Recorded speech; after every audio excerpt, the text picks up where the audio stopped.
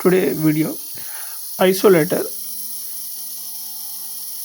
and MOSFET 12 volts supply తో మనం వచ్చేసి హ్యాండిల్ చేయడం. ఇక్కడ IRF Z444 ఇన్ మనకు 12 volts కంటే బిలో మనకు గేట్ దగ్గర ట్రిగ్గర్ అయినప్పుడు ఆటోమేటిక్గా సర్క్యూట్ ఓపెన్ అయ్యేసి మనకు కావాల్సిన 12 volts రిక్వైర్మెంట్ యాక్షనబుల్ ఈవెంట్స్ ఏదైనా ఉంటే దాన్ని పర్ఫామ్ చేయొచ్చు. అంటే మోటార్ ఆన్ కానీ ఆఫ్ కానీ LEDs సంథింగ్ సడన్గా పవర్ ఆఫ్ అయిపోతుంది, సెన్సార్ బేస్ చేసుకొని లైట్ అనేది ఆన్ చేయడం కానీ అవన్నీ మెయిన్గా మనం చూసుకున్నప్పుడు ఇదే circuit diagram converting into the controller point of వ్యూలో మనం ఎలా కన్వర్ట్ చేస్తాం. ముందు నార్మల్ టెస్ట్ పాయింట్ ఆఫ్ వ్యూలో చూద్దాం.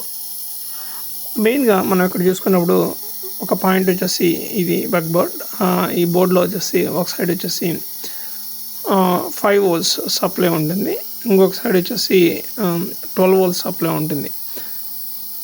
నేను ఈ సైడ్ వచ్చేసి 5 or 3 volts సప్లైతో నేను ఇక్కడ ఇచ్చున్నాను. వన్స్ ఇక్కడ 3 volts సైడ్ వచ్చేసి isolator opto coupler, other side వచ్చేసి మనకు సప్లై వచ్చింది, సప్లై సిగ్నల్ వచ్చింది అని చెప్పేసి 5 volts సిగ్నల్ రాగానే ఆటోమేటిక్గా ఆప్టో కప్లర్ స్విచ్ లాగా యాక్ట్ అయ్యేసి అదర్ సైడ్ సర్క్యూట్ని వచ్చేసి ఓపెన్ చేస్తుంది. దెన్ ఇట్ విల్ బి ఆ సర్క్యూట్ ఓపెన్ అవుతుంది, లైట్ అనేది బ్లింక్ అవ్వడం, మనకు మెయిన్ కండిషన్ అనేది మనకు ఇక్కడ ట్రిగ్గర్ అవుతుంది.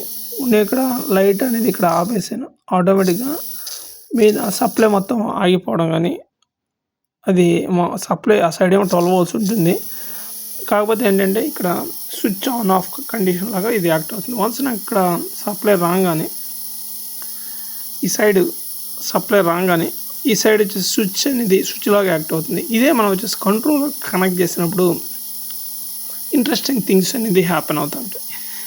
ఏంటి సిగ్నల్ అనేది మన కంట్రోల్ నుంచి GPIO పిన్ నుంచి ఆన్ ఆఫ్ కండిషన్ రాగానే ఈ సైడ్ వచ్చేసి మనకు ఆన్ అవ్వడం, ఈ ఆన్ బేస్ చేసుకుని 12 volts కొన్నిసారి రిలేస్ మనం ఆన్ చేయలేం. బోర్డు అనేది మనం ప్రాపర్గా డిజైన్ చేసుకొని అటు రిలేలో ఆన్ చేసామంటే అక్కడ మనకు ఆటోమేటిక్గా ఆన్ అయిపోతుంది. మనకు కావాల్సిన కన్సర్న్ ఏదైతే ఉందో ఆటోమేటిక్గా ఫుల్ ఫ్లెడ్జ్ చేసి వర్క్ అవుతూ ఉంటుంది. This is main principle behind. Actionable events ఏమైనా ఉంటే ఈ విధంగా మనం పర్ఫామ్ చేయొచ్చు. This is basic. మనకి ఇక్కడ కాంపోనెంట్స్ ఏమి అవసరం అవుతాయి ఏంటంటే చూసుకున్నప్పుడు 470 రెసిస్టర్ ఒకటి కావాలి, ఆప్టో కప్లర్ ఒకటి కావాలి, మూడోది వచ్చేసి 100K రెసిస్టర్ ఒకటి కావాలి, తర్వాత ఒక LEDs ఒక 2 కావాలి, తర్వాత MOSFET ఒకటి కావాలి. MOSFET కొద్దిగా హీట్ అవుతుంది, చూసా హీట్ నాకు కొద్దిగా తగిలి ఉన్నాను కాబట్టి సెన్సిటివిటీ ఆఫ్ ఫీలింగ్ అనేది నాకు తెలుస్తూ ఉంది. ఫ్యాన్ కూడా మీకు సౌండ్ వస్తుంది కదా, ఫ్యాన్ రొటేట్ అవుతూ ఉంది.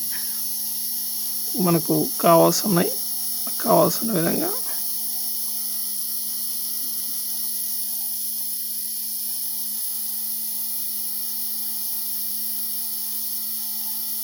హీట్ షింక్స్ అవి కావాలనుకుంటే మనం అవి కూడా యాడ్ చేసుకోవచ్చు.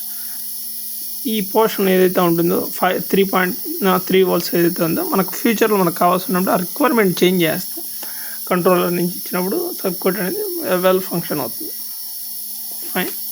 This is basic overview of MOSFET opto coupler connectivity. ఈ MOSFETలో కూడా ఏంటంటే కొన్ని కాంబినేషన్స్ ఉంటాయి, కరెక్ట్ కాంబినేషన్స్లోనే సర్క్యూట్ డిజైన్ చేసుకోవాలి. కొన్నిసార్లు లాగానంటే అవి గేట్కి సప్లైస్ కొద్దిగా ఎక్కువ సప్లైస్ కొద్దిగా రేంజెస్ ఉంటాయి, చూసుకొని మనం అర్థం చేసుకొని తీసుకోవాలి.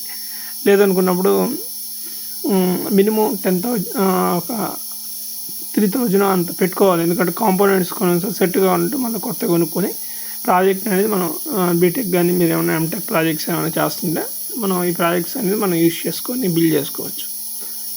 సెన్సార్స్ అవి కనెక్ట్ చేసినప్పుడు ఇంకా కొంత అది way of edge related components scenarios ఒకటి వస్తుంది. లేదు మనకు వచ్చేసి ఇంటెలిజెన్స్ తీసుకురావాలనుకున్నప్పుడు ఎడ్జ్లోనే ఇంటెలిజెన్స్ తీసుకొని ఇచ్చి అవి కూడా మనం పర్ఫామ్ చేయడానికి పాసిబిలిటీస్ అనేది కంట్రోల్ లెవెల్లో కొన్ని మోడల్స్ ఉంటాయి, వాటి ద్వారా మనం ఇంటెలిజెన్స్ని కూడా తీసుకురావచ్చు. Fine, I'm giving conclusion.